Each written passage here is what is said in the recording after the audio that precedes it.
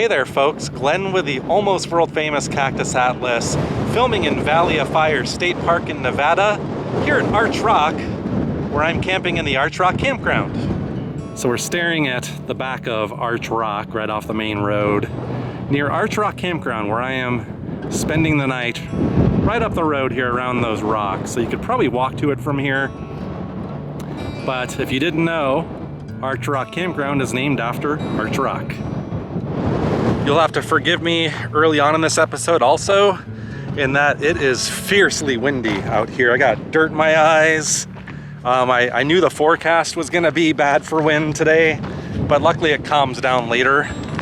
But it's gonna be a challenge setting up a tent in this kind of wind. And I think that's what I wanna do here pretty soon.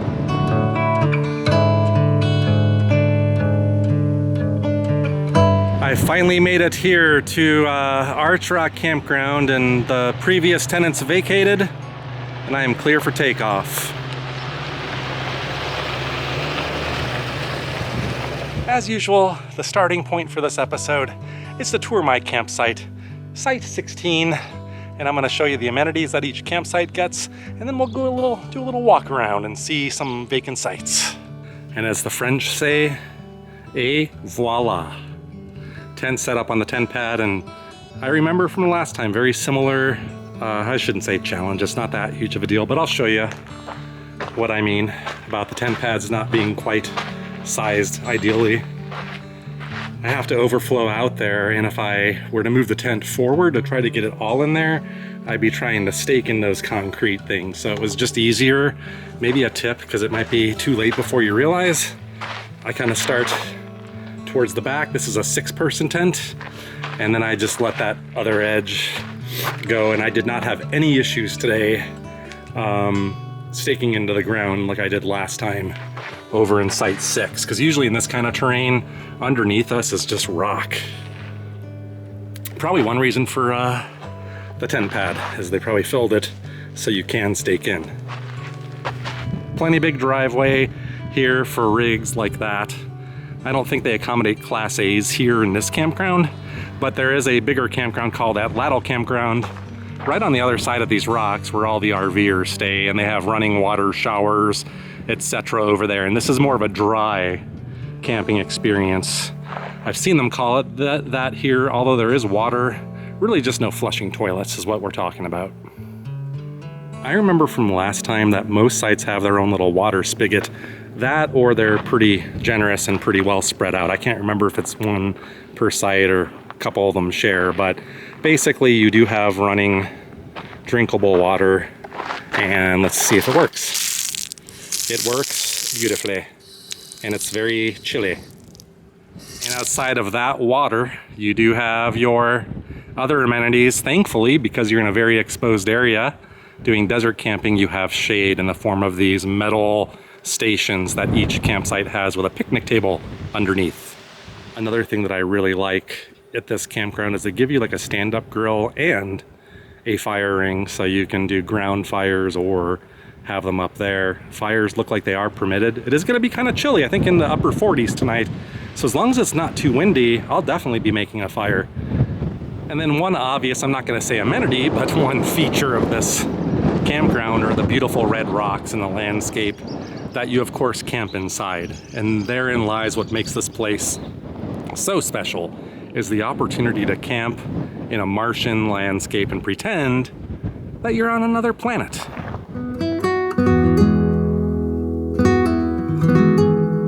All right, I'm here in the middle of the day. My day got all mixed up because of the wind and having to change some plans, which put me here in the middle of the day, which I like, because most campers don't arrive until the afternoon, and it makes it an ideal time to do the walk around and point out some of the cool sights that there are around here.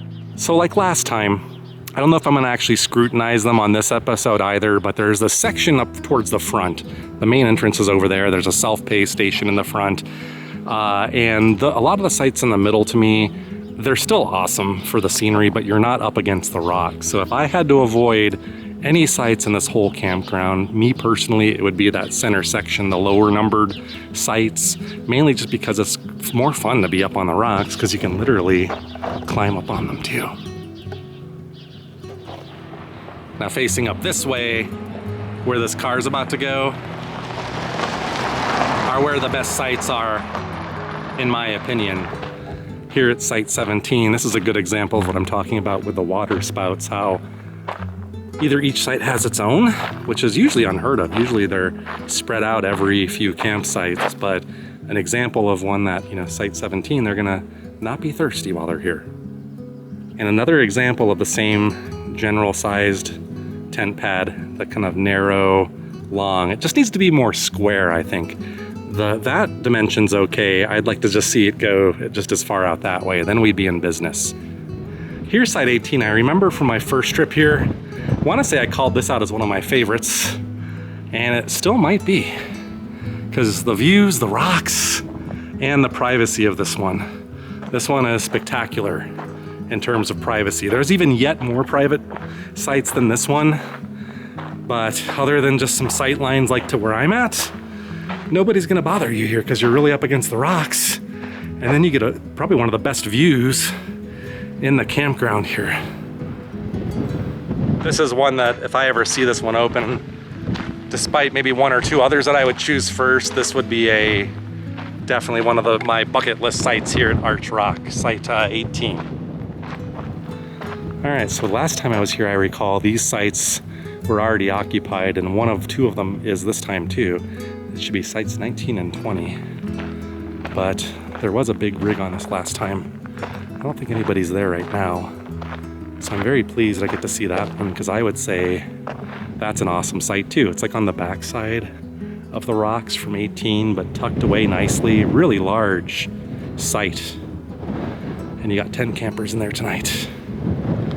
And here's Site 20. And it has an example of something I think would be a good idea for all of the sites. Site 20, maybe a slightly larger driveway than some. You could probably make this corner here. If you can make the corner, no problem. You could probably back in, straight shot here.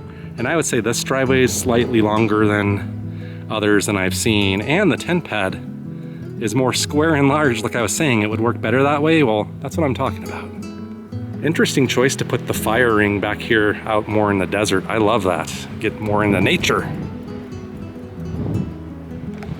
One other thing I've noticed, they do have trash collection here, so you don't need to pack your own out. They have these set up in different stations around, one by the vault toilets if I remember, and they have them here too, spread out. Okay, so Site 20, 19, 18, so on and so forth, the front of the campground, and then the road goes up and back into here. And it's this section in the backside where, from my last recollection, the best of the best sites are up this way. And we'll see if I get to look at any of them this time. Site 21's another one I do remember from last time. I think people set their tents up on the rocks. It looked pretty cool. They were small tents, but as I was saying last time, I bet you this really wide area is probably the best spot for a larger tent because it's very hilly. So you either need to find a level rock or something up there. But I love the way this site here, Site 21, is just tucked away and hidden, and the privacy here is a gem. Here's a look out of Site 21's front porch. And you're pretty much all alone. You don't have anybody across from you. You could barely see anybody over there. You can really see the front of the campground. So if you like privacy and you're okay with some slant here on the back, but you're also okay with maybe putting your tent here, or maybe you're in a truck and you don't care either way, this would be an awesome site. Site 21, remember it. Probably the site that I wanted to see the most is open right now. I mean, it's reserved, but there's nobody in it yet.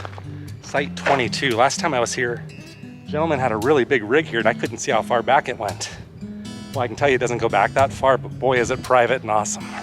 That would be a little scary to have over your head while you sleep at night.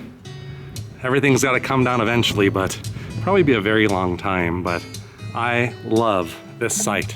Now the driveway's not as flat and level. There's a slight, ever slight slant to it, but not bad. But I know people in rigs might have concerns. So it looks like they put the tent pad right up against where the fire ring is. There's enough space, I think, there though, and it looks like the same size tent pad approximately as to what I had, except one of the sides seems to be covered up in dirt. But perfect for a tent camper, although slightly slanted, slightly. But if you could put it back here on the gravel, that doesn't bother you. There's plenty of more level spots, but it's so slight that I don't even know if you would notice, to be honest. This is a fantastic site. Did I tell you how much I like this site? Yeah, other than that scary rock. But still, I'd do it. I'd stay here. And Site 23 is another site that I love. And it's just like I remember it. Had this strange tent pad kind of built into the corner against the rocks. Seems wider, so I would make this work no problem with my tent. Might have to overflow a little bit. But you're back here against, once again, these alien looking rocks. But hopefully you're starting to see why I like these sites on this back part of the loop the best, is because they are bar none the most private. And there's one more right there that I don't know if that one's open. Let's go look. All right, so to keep the orientation going, that's Site 23 and then Site 24. And don't worry, the sites around the corner are awesome too, but these are the best of the best. Looks like people were probably weighing their tent down with rocks, but essentially the same size tent pad that I have. And then other than that, you got this beautiful backyard, so many nooks and crannies you can roam. Maybe you'd have bighorn sheep back here, I don't know. Critters of all sorts, birds, and beautiful yellow blooming creosote. And I love this little area here at 24. This is just cozy. I don't know another way to put it or to use that word, but this is like such a cozy little site. I could see having chairs set up, leaning up against the rocks there, you know, soaking up the warmth off the sunny day and just chilling back here. Speaking of bighorn sheep, there's a bighorn sheep right there. That's a male. It's probably a lookout. And they usually have, there's another one, see it with its horns? Big boy. I didn't bring my other camera where I can zoom in better, but they got a whole bunch here. There's 3 of them I see. There's probably more. They're all males, I think, with big horns. And there's one just sunning itself up on top of the rocks there. Hey, fellas.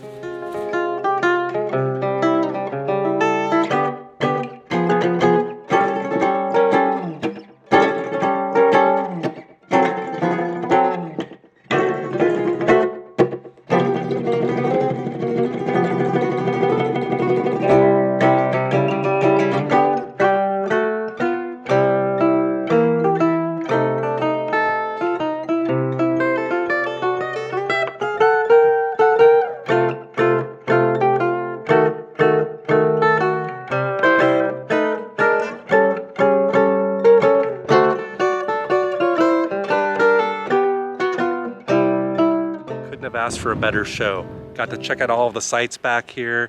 Got these guys coming out, putting themselves on display for us here on the Cactus Atlas. I'm not gonna bother you. I'm gonna go this way. Have a good day. He's gonna ram me on my butt if I'm not careful. All right, you still see our friend up there, and we've come around the corner from 22, 23, 24. I'm gonna guess this is Site 25.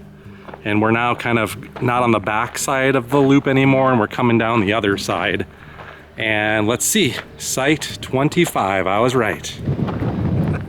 So if you were here at Site 25, you could set up a chair and just admire them and take photos, but Site 25 is amazing too. I remember all of these sites are awesome on this side. I would say I like these better than the area that I'm in, but not as good as the ones in the very back. So these would be the second best sets, if I remember correctly. Being close to a toilet is your thing, and you really, or if that's important to you, couldn't find a better site than Site 25, and there's even handicap parking on this one. They're all gender restrooms, and you know, they're clean on the surface. I don't want to get too far in there though, because there's gross stuff. It's a wall toilet. Put the seat down to keep the smell out, but so I would say cleanliness on the surface, at least these. Not bad. The one by my site, not bad either. We'll look at that too. But the odor is the challenge in these that I remember from last time. Woo doggy. I don't know what it is about the Valley of Fire vault toilets. Maybe it's just coincidental timing when I come when they need to be cleaned, but they're ripe. They are ripe. I remember that from last time too. All right, here we are at site 26 and 27. Very close to each other, but very standard like other sites. I love both of these sites. This would be great if you were in a group and you had, you know, 2 different tents. I would go for these if you could find them together. Even if you can't, I would say privacy is probably comparable to what I'm dealing with. Same, you know, size tent pads, but still tucked away back here. So I love these sites, but these are a little bit cozy compared to some other ones, so keep that in mind. So site 28 is another one that seems to be in pairs, although this one has a little bit better privacy because of these really big creosote bushes in between. But site 28 got some awesome rocks and like a playground back here, like all of the other sites back here. And you have one of those bigger square tent pads that I would have preferred over my tent. So another one you might want to mark down if you want a bigger tent pad. Site 28 might be a good choice.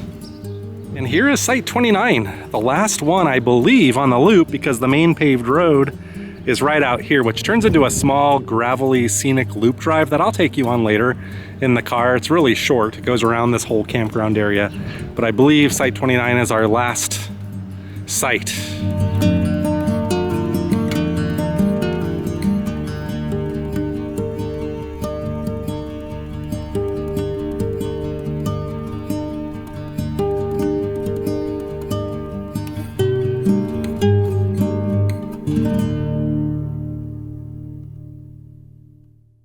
All right, let's walk in the main entrance, and for whatever reason, like the whole front area is just full, like, and nobody's in the back sites, so that's kind of weird.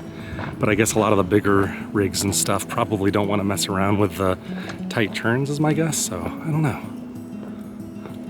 So other than some of these sites not being the most awesome, I mean, these aren't bad on the right side, sites 1, 2, and around the loop, but they're not as tucked away as some of the other ones. And I'll show you an example of why these are not my favorites, but they're not bad. And here's site 14. I mean, out of all these, this might be one of the better choices. If you can get up against the outer edge of the loop, that would be my recommendation. If you had to do anything, it would be that. I think you'd be plenty happy. Like I said, you can't go wrong with the views. It's just more fun to camp closer up to them, I would say.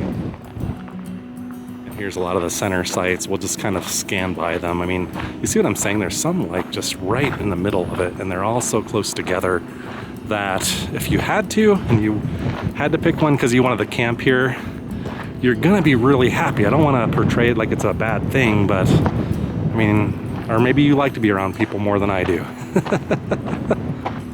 Yeah, another look here. This is site 5, another one kind of right here in the middle, another site behind it.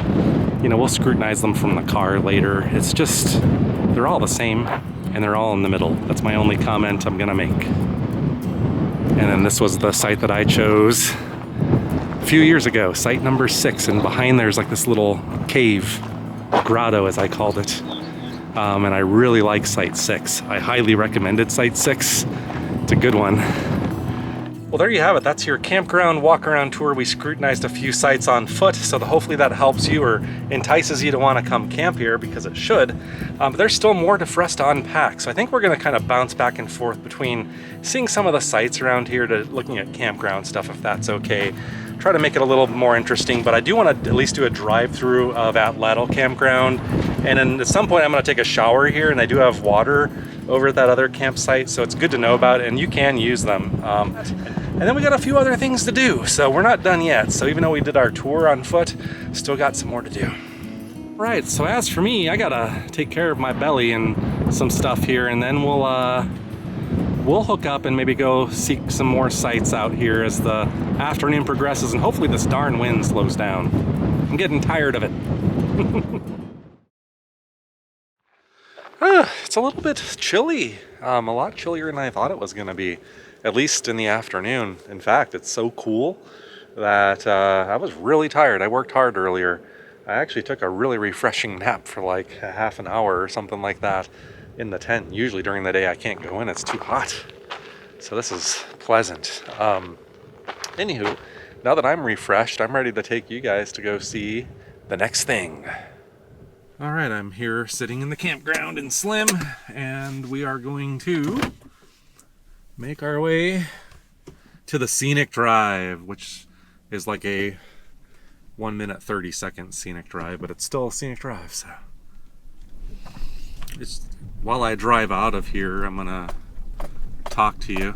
I'm not gonna show like the full campground drive-through video on this, but I recorded one. And I actually went through 3 times and had the GoPro facing forward and then to the left and to the right. So I hope it comes out good. Trying something new. And then I also did the same thing at Atlatl. I can't say it, it's a hard word. Atlatl Campground, named after Atlatl Rock nearby. We'll check that out too. But I did a complete drive-through there, multiple loops. I understand the layout now, and you have even like electric hookups in there. I didn't know that. There's a whole section that's $10 more, I think, a night, which is still a bargain out here. And that was cool. So I'm gonna release a video that's just a straight-up drive-through. I didn't do a on-foot tour of that, but this is that spot where we saw those bighorn sheep earlier, by the way. Oh, all right, so this is the exit of the loop of the campground. I could turn right, and then we could hang another right to go back in, but instead we're gonna hang a left out of here, and there's this little scenic loop that I never knew about. I never went this far when I was here last time, probably because I had Amy's car, and I would have been afraid, oh, is it an off-road adventure? It's not really. I saw many passenger cars do this, and it's a really quick thing, so yeah, let's go check it out. But it's pretty back here. I like how you have those big giant red rocks just coming out of the green landscape. It's just weird pockets of this stuff. It's maybe not as widespread of a red landscape like at Arches National Park or something like that. But where you have it, it's dense and it's beautiful and just a different shade of red to me, like more vibrant. I mean, it's beautiful. Look at that with the sun shining on the rocks. It just looks like it's on fire. And when you see the red against like the darker, I think there's a lot of limestone on those mountains behind there. You could actually, I think, see the fault. That's the older, those big mountains in the background are they the Muddy Mountains? Did I get that right? But anyway, those I learned in the visitor center, there's limestone and it's a different color, but it's older material than this red stuff that we're seeing. And there's like this uplift fault, and if you see the side of the mountain where the land kind of goes up on the side, you can kind of follow and see a line. Well, that's the fault, apparently. I don't know if this is the right spot to look at. It's further I guess east of here towards the visitor center where you would see the fault, like that they point out to you at the visitor center at the signs, basically. But pretty nice little drive though, isn't it? I would say, and barely anybody comes over here, so there's a lot more crowded sections of this park. So I really like camping here at the campground, to be honest with you, because you get your own private spot where I bet you if this wasn't a campground, this would probably be a stop in the park, and it would be a lot more crowded, I bet. So, and you can find more secluded moments like this back here. I could pull over here, no problem, and probably hang out with bighorn sheep. As the afternoon gets more, I expect to see more of those. If I saw them during the day, that's a good sign. Probably see more bighorn sheep here than anywhere I've ever been, even like Grand Canyon, any of it. This place, they just seem the most common, or maybe I've just been lucky. Wow, look at that view. Look at that view, man. It's worth coming out here at different times of the day too, because the lighting does different things and it's spectacular. It really is. I don't have another word.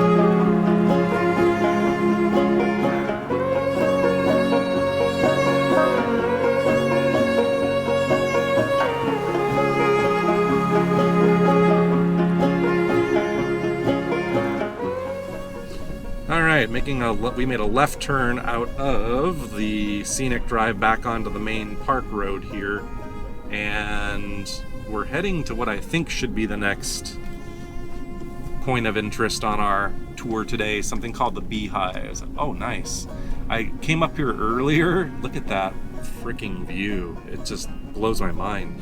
I came here earlier and this place was just packed with people.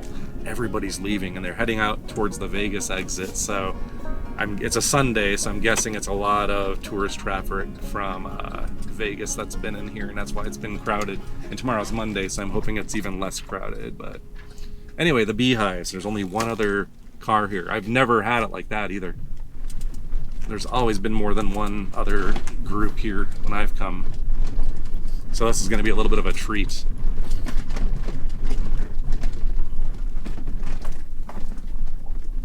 All right, so here we are at this really interesting spot called the Beehives, right off the campground, by the way, and that's really why I'm showing you these few things, is because they're in close proximity to Arch Rock. Basically, the giant red rocks of the campgrounds, I should say plural, Atlatl and Arch Rock, are tucked away inside that big mess of red rocks, many layers, as you saw, deep. So these things got their name because they are supposed to look like little beehives or, you know, wasp nests or something like that. Beehives is a good term for it. I actually agree. I think it's a really good name for them.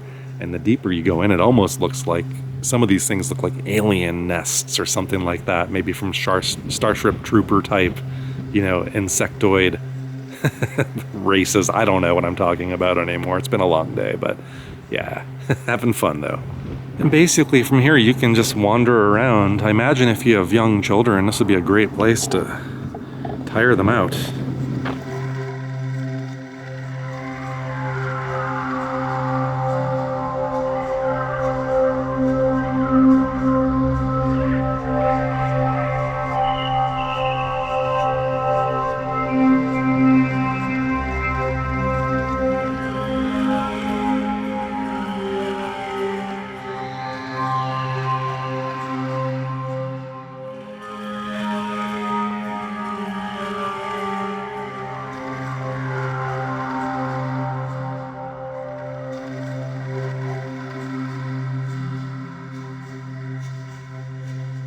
So what do you guys think? Any of you see like maybe a Star Trek episode wandering around in some land of giant insectoid creatures that build hives in these rocks out of the local materials so they match in color?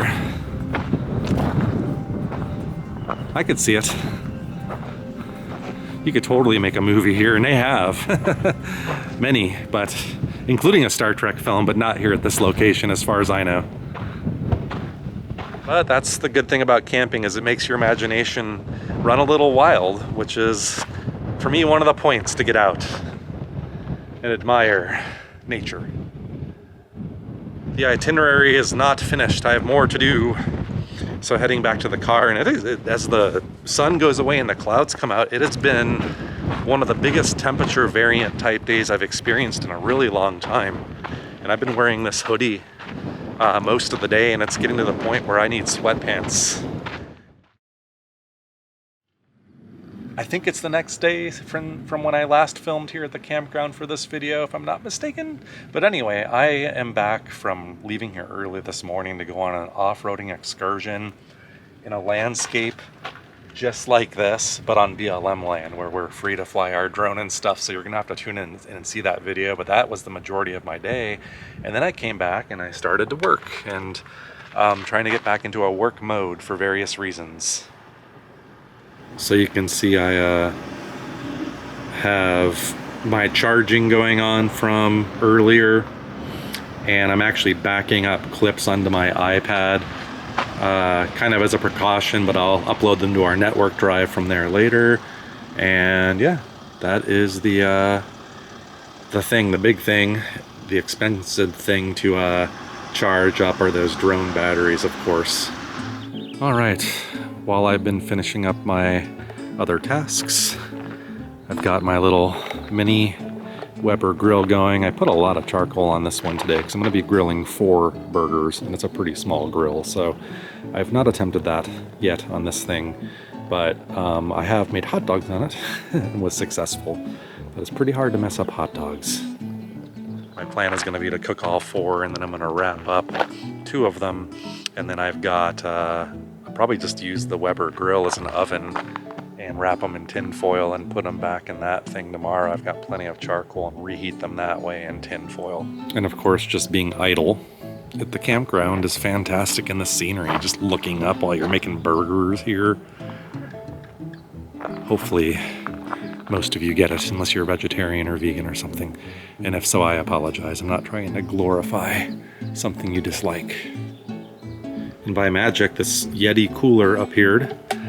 A gift that was given to me that I have put to so much good use and will continue to do so. This is really my cold storage for things like, you know, the stuff that I eat. Less so for drinks. I'll usually put a few choice drinks in here, and like smoothie drinks, but my water I usually keep in the car at this time of the year because it stays cold. But you can see I've got carrot sticks on this trip. I've got the cheese that I'm gonna have on my burgers. I have ham, half of the ham. I ate half of it last night. Hard-boiled eggs that I made a few days ago. And the star of the show tonight, Butcher's Choice Homestyle Burger from Lynn's. Kind of smushed because I had them in the bottom, but then and I've got those artisan wraps that I forgot about. There's my hamburgers. Hamburger. It's hot, that grill. I'm going for well done for food safety.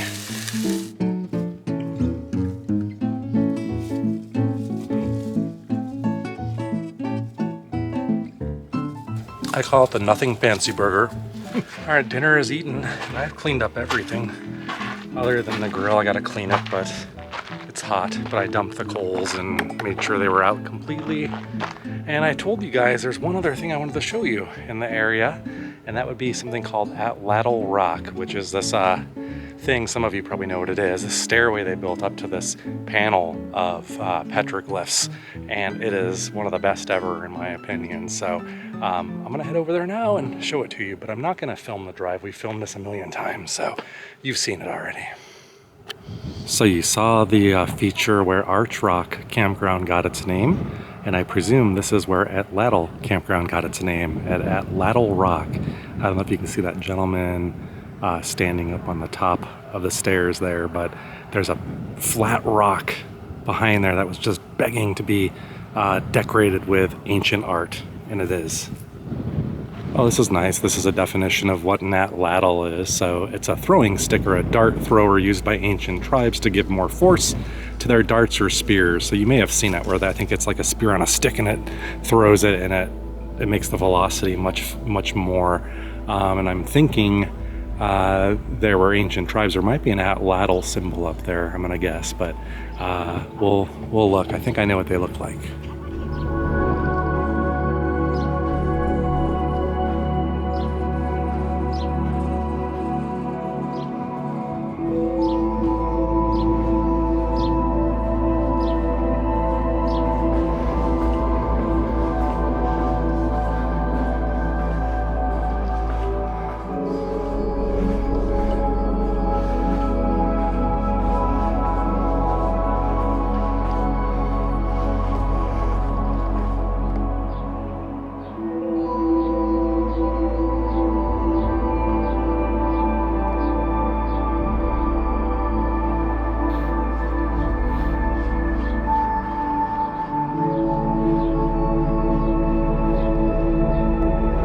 Okay, so this symbol I believe is the Atlatl, and I spotted it, or at least one, right up at the top there. I don't know if that's a spear under it. There's bighorn sheep. There's like some guy like raising a spear over his head going, "Arr!" And a lot of bighorn sheep. And then like more modern graffiti as you look, which is very unfortunate. As we learned in the visitor center, they have a display about the people that inhabited here all the way back to the ancients, like going back 2,000 years ago, to the pioneer age where people were coming from out east. So it covers a whole span of time and talks about some of the history in the park, and this would be the native history in the area. So you had a mixture of cultures out here. About 2,000 years ago is what they said. This says these are 4,000 years old, but that's been called into question before, and I'm skeptical too for something that much contrast. But yeah, one thing you learn at the visitor center is for all of the ancients, coming here to hunt bighorn sheep was a big deal to them. And as you've seen, even in modern times, those bighorn sheep have made a good comeback, and they're healthy and all over the place back here. So I'm not surprised to see a lot of those in the diagrams. And there's a little footprint here too. A couple of different like footprints.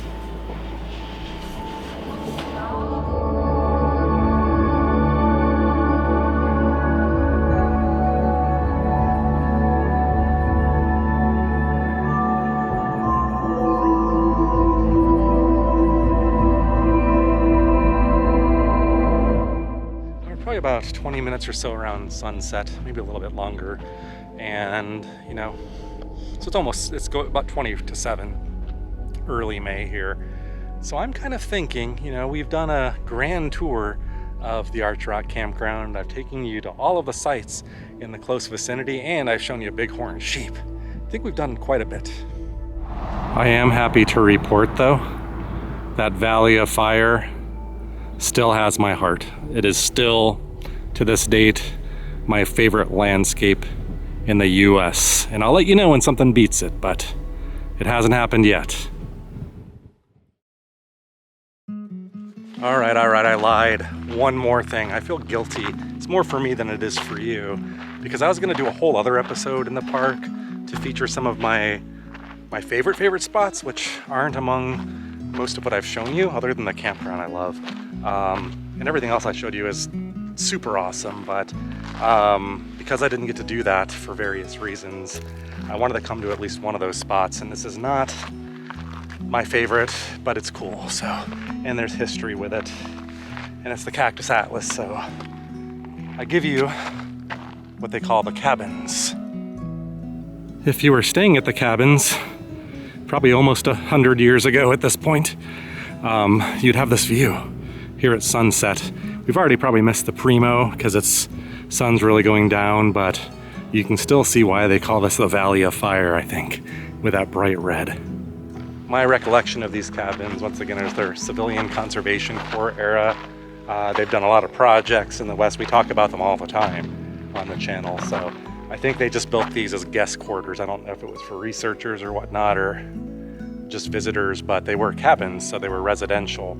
And I think they're the quaintest thing ever. I love it. I love how they're built back here. So although I can't say it's my favorite thing in the park, there's just something about these that I really dig.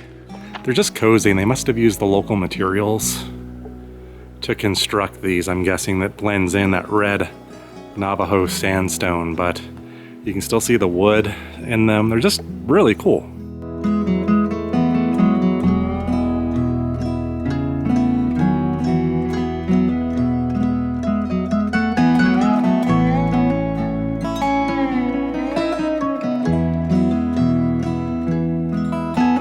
If you were staying in here, you'd have your little window. There's a nice breeze coming through it right now, and that view, that's all I gotta say. That view. You know, I sometimes say some places give me weird out vibes and stuff. This place gives me the good vibes. I don't know why, it just draws me to it. So I know some people like to think of haunted stuff, but I don't think this is a haunted place. Look at that fireplace, that's more elaborate. Let's go look. Yeah, I mean, a little bit different construction, but essentially the same amount of space. Probably good enough for a bed, table, and maybe a couple chairs or something, but what else do you need? It's basically a sturdy tent.